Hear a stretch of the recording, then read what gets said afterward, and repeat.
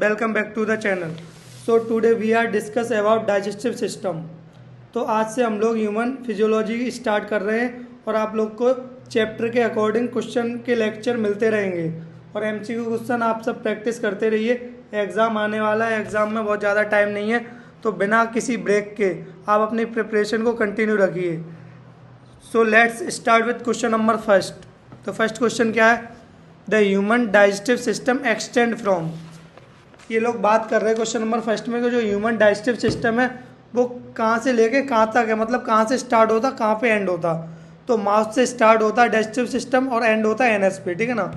तो देखते हम लोग इसके ऑप्शन। तो फर्स्ट ऑप्शन है माउथ टू एनस, सेकेंड है ईसोफेगस टू रेक्टम, थर्ड है स्टोमक टू कोलोन, फोर्थ है माउथ टू कोलोन।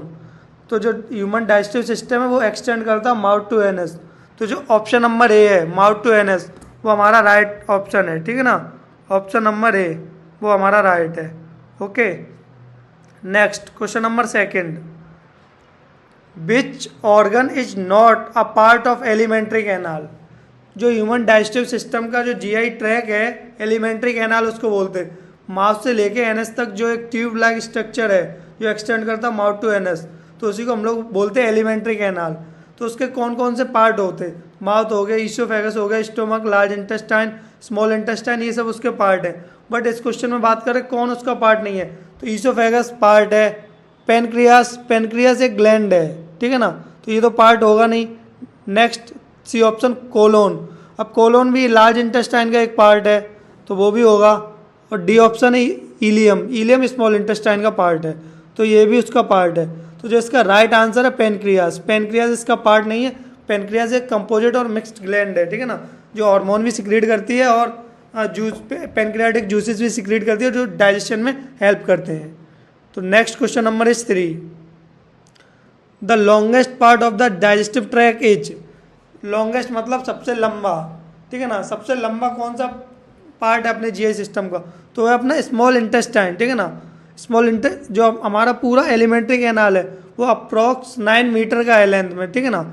और जो अपना स्मॉल इंटेस्टाइन है वो अकेले ही 6 मीटर का है, ठीक है ना। तो इसका जो राइट ऑप्शन होगा option number B, small intestine. Okay, next question number is 4।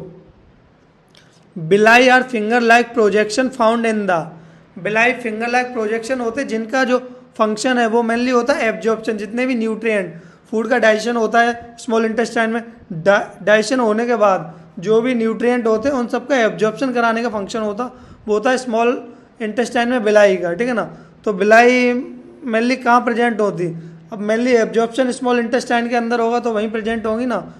तो ऑप्शन की बात फर्स्ट स्टोमक, तो स्टोमक के अंदर नहीं होती हैं। ईसोफेगस एक ट्यूब लाइक स्ट्रक्चर है जिसका फंक्शन है ट्रांसपोर्टेशन, फूड को माउथ से लेके स्टोमक तक ले जाने का काम है। ये पाइप लाइक स्ट्रक्चर है, ट्यूब लाइक।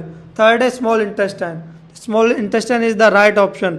स्मॉल इंटेस्टाइन के अंदर ही बिलाई प्रेजेंट होती है, यहीं पे most of the food digestion होने के बाद एब्जॉर्प्शन होता है। तो राइट आंसर है स्मॉल इंटेस्टाइन, ठीक है। Next question is 5। The gastroesophageal sphincter is located between the. जो गैस्ट्रोइजोफेगल स्पिंचर है वो कहाँ पे प्रेजेंट है?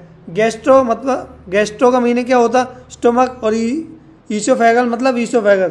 तो ईसोफेगस और स्टोमक के बीच में प्रेजेंट होगा क्या अपना गैस्ट्रोइजोफेगल स्पिंचर। इसका फंक्शन क्या होता? ये मतलब प्रिवेंट करता है back flow of the food, ठीक है ना। तो ये कहाँ पे प्रेजेंट होगा? ये प्रेजेंट होगा ईसोफेगस और स्टोमक के बीच में। तो ऑप्शन फर्स्ट क्या है? Mouth and oesophagus. माउथ और ईसोफेगस में नहीं होगा। नेक्स्ट ऑप्शन क्या है? Oesophagus and stomach. हाँ, ये करेक्ट ऑप्शन है। ईसोफेगस एंड स्टोमक के बीच में प्रेजेंट होता gastro oesophageal sphincter. Third option stomach and duodenum, ileum and colon, इसमें नहीं होता। Next question number is 6। Brunner's gland are found in the. जो हमारी ब्रूनर ग्लैंड है वो कहाँ प्रेजेंट होती है? जो मेनली ग्लैंड हमारी एक तो स्टोमक में प्रेजेंट होती है, दूसरी हमारी प्रेजेंट होती है स्मॉल इंटेस्टाइन में। तो जो ब्रूनर्स ग्लैंड है वो भी स्मॉल इंटेस्टाइन में प्रेजेंट होती। अब स्मॉल इंटेस्टाइन के 3 पार्ट होते, एक तो ड्यूडेनम होता, सेकंड होता है जेजुनम, फिर होता है इलियम, ठीक है ना। तो ये तीनों पार्ट होते हैं स्मॉल इंटेस्टाइन के। तो स्मॉल इंटेस्टाइन का जो फर्स्ट पार्ट होता है सी शेप्ड ड्यूडेनम, तो ड्यूडेनम के अंदर ही प्रेजेंट होती है अपनी ब्रूनर्स ग्लैंड। तो इसका जो राइट ऑप्शन है वो option number B, duodenum, question number 6 का। Next question number 7, the vermiform appendix is attach to. तो बर्मीफॉर्म अपेंडिक्स है वो वेस्टिजियल ऑर्गन है, वेस्टिजियल पार्ट है अपनी बॉडी का, और वो जो अपना लार्ज इंटेस्टाइन है उसका जो फर्स्ट पार्ट है सीकम, तो वो सीकम से अटैच होती है। तो इसका जो राइट आंसर है वो है option number D, caecum. Next is question number 8, which part of the large intestine is located on the left side of the abdomen. तो हमारा जो लार्ज इंटेस्टाइन है उसका कौन सा पार्ट है जो हमारे लेफ्ट साइड प्रेजेंट है एब्डोमेन में, तो कौन सा होगा? तो सबसे पहले तो राइट साइड से स्टार्ट होता है, ठीक है ना। तो राइट साइड से स्टार्ट होता है तो असेंडिंग होता है, फिर ट्रांसफर होता है, फिर होता है डेसेंडिंग कॉलोन। तो जो डेसेंडिंग कॉलोन है वो प्रेजेंट होता है लेफ्ट साइड पे। तो इसका जो राइट आंसर है वो ऑप्शन नंबर सी है, descending colon. Next question number 9, the hepatic portal vein carry blood from. जो हमारा हेपेटिक पोर्टल वैन है वो ब्लड को कैरी कहाँ से कहाँ तक करता है, ठीक है ना। तो वो करता है डाइजेस्टिव ऑर्गन से लेके लीवर तक। जो भी हमारा फूड है वो कम्प्लीटली डाइजेस्टेड हो गया, ठीक है ना। तो डाइजेस्टेड होने के बाद तो न्यूट्रिएंट को लेके जाता है लीवर, वहाँ पे उसका जो वहाँ पे लीवर के अंदर लेके जाता है, लीवर के अंदर वहाँ पे जो मेटाबॉलिज्म होता है उसके अंदर, ठीक है ना, लीवर के अंदर। तो इसका जो राइट ऑप्शन होगा, हेपेटिक पोर्टल वैन कहाँ से कैरी करती है ब्लड और कहाँ लेके जाती है, तो डाइजेस्टिव ऑर्गन क्या हो गया? एक तो हमारा हो गया वही स्मॉल इंटेस्टाइन, ड्यूडेनम और स्टोमक। तो डाइजेस्टिव ऑर्गन से लेके जाता है लीवर तक। तो ऑप्शन नंबर सी करेक्ट है क्वेश्चन नंबर 9 का। Next question number 10, Peyer's patches are collection of lymphoid tissue found in the. तो ये कहाँ पे पाए जाते हैं पेयर्स पैचेस? तो पेयर्स पैचेस पाए जाते हैं इलियम के अंदर, ठीक है ना। इलियम हमारा स्मॉल इंटेस्टाइन का पार्ट है, ऑप्शन नंबर सी। और इसका फंक्शन क्या होता है? ये इम्यून रिस्पॉन्स हेल में जब भी कोई फॉरेन पार्टिकल तुम फूड इंडाइजेस्ट कर रहे उसके साथ कोई फॉरेन पार्टिकल वगैरह आए तो इम्यून रिस्पॉन्स जनरेट करते हैं पेयर पैचेस, और डिफेंस मैकेनिज्म शो करते हैं और अपनी बॉडी को प्रोटेक्ट करते हैं। तो इलियम के अंदर पाए जाते हैं ये पेयर पैचेस, ठीक है ना। Next question number is 11, which of the following enzyme break down the starch. Starch को कौन से एंजाइम? स्टार्च का सबसे पहले डाइजेशन माउथ से स्टार्ट हो जाता, 30% स्टार्च माउथ के अंदर ही डाइजेस्टेड हो जाता, और माउथ के अंदर जो करती है एंजाइम उसका नाम होता है सेलेवरी एमाइलेज। तो जो एमाइलेज एंजाइम है, एमाइलेज एंजाइम का ही फंक्शन है, वो ब्रेक डाउन करती है स्टार्च को, ठीक है ना। तो बी ऑप्शन करेक्ट है इसका, एमाइलेज ब्रेक डाउन करती है स्टार्च का और कार्बोहाइड्रेट का। Next question number is 12, bile is produced by. अब बाइल जूस ये तो सबको ही पता होगा किससे प्रोड्यूस होता। बाइल जूस प्रोड्यूस होता लीवर से, बट स्टोर होता गॉल ब्लैडर के अंदर। तो इसमें पूछे bile juice is produced by, production कहाँ होता? प्रोडक्शन तो होता है लीवर से, तो राइट ऑप्शन होगा सी। अगर यहाँ पे होता बाइल जूस स्टोर या कंसनट्रेटेड इन विच पार्ट, तो उसका आंसर होता गॉल ब्लैडर, बट यहाँ पे इसका जो राइट आंसर है वो ऑप्शन नंबर सी, लीवर है। Next question number is 13, which digestive secretion contain hydrochloric acid. अब कौन से डाइजेस्टिव सिक्रीशन है जो HCl को कंटेन करके रखते हैं? तो HCl मेनली कहाँ मिलती है? स्टोमक के अंदर मिलती है। तो स्टोमक के अंदर कौन सा जूस सिक्रीट होता? Gastric juice. तो इसका जो ऑप्शन नंबर सी करेक्ट होगा, गैस्ट्रिक जूस। बाइल जूस में तो होता नहीं है। पेनक्रियाटिक जूस के अंदर भी नहीं होता, इसके अंदर प्रोटियोलिटिक एंजाइम होती हैं। और सलावा के अंदर भी HCl नहीं होता, इसके अंदर भी सेलेवरी एमाइलेज एंजाइम होती है, ठीक है ना। तो जो राइट आंसर है वो गैस्ट्रिक जूस के अंदर HCl प्रेजेंट होता है। Next question number is 14, enterokinase is an enzyme that activates. अब एंटेरोकाइनेस एक एंजाइम है, ठीक है ना, जो स्मॉल इंटेस्टाइन के अंदर इसका प्रोडक्शन होता और इसका फंक्शन क्या है? जो ये एंटेरोकाइनेस एंजाइम है वो पेप्सिनोजेन एक एंजाइम होता है, वो इनएक्टिव फॉर्म में होता है, ठीक है ना। तो उसको एक्टिव करता है पेप्सिन में। तो इसका जो राइट ऑप्शन होगा वो होगा ऑप्शन नंबर ए, पेप्सिनोजेन, ठीक है ना। तो एंटेरोकाइनेस एंजाइम है वो पेप्सिनोजेन इनएक्टिव एंजाइम होती है, जो प्रोटियोलिटिक एंजाइम है, प्रोटीन के डाइजेशन में हेल्प करती है, तो इनएक्टिव फॉर्म में होती है। तो एंटेरोकाइनेस इसको एक्टिव में कन्वर्ट करता है पेप्सिनोजन से पेप्सिन में कन्वर्ट करता। फिर ये प्रोटियोलिटिक इफेक्ट अपना शो करती और प्रोटीन के डाइजेशन में हेल्प करती है स्मॉल इंटेस्टाइन के अंदर। तो इसका राइट ऑप्शन होगा A, pepsinogen. Next question number is 15। The enzyme responsible for breaking down protein into the stomach is. अब स्टोमक के अंदर कौन सी एंजाइम है जो प्रोटीन का ब्रेक डाउन करती है? सबसे पहले प्रोटीन का ब्रेक डाउन अपनी बॉडी में स्टोमक के अंदर ही स्टार्ट होता है, ठीक है ना। तो उसको जो स्टोमक में जो एंजाइम होती है वो होती है पेप्सिन एंजाइम, वही प्रोटीन का डाइजेशन में हेल्प करती है। तो ऑप्शन नंबर सी इसका करेक्ट है, पेप्सिन। पेप्सिन प्रोटीन का डाइजेशन कराती है। फर्स्ट टाइम स्टोमक में डाइजेशन होता है प्रोटीन का, उसके पहले कहीं नहीं होता, उसके बाद होता है स्मॉल इंटेस्टाइन के अंदर। Next question number 16। Cholecystokinin stimulate the release of digestive enzyme from. अब जो कोलिसिस्टोकाइनिन है वो किसको स्टिमुलेट करती है? वो गॉल ब्लैडर और पेनक्रियास को स्टिमुलेट करती है, ठीक है ना। गॉल ब्लैडर और पेनक्रियास को स्टिमुलेट करती है। वहाँ से गॉल ब्लैडर से बाइल जूस आता, पेनक्रियास से पेनक्रियाटिक जूस आता जो डाइजेशन में हेल्प करता है। तो इसका जो राइट ऑप्शन होगा वो ऑप्शन नंबर डी होगा, both B and C, gall bladder and pancreas. Next question number is 17।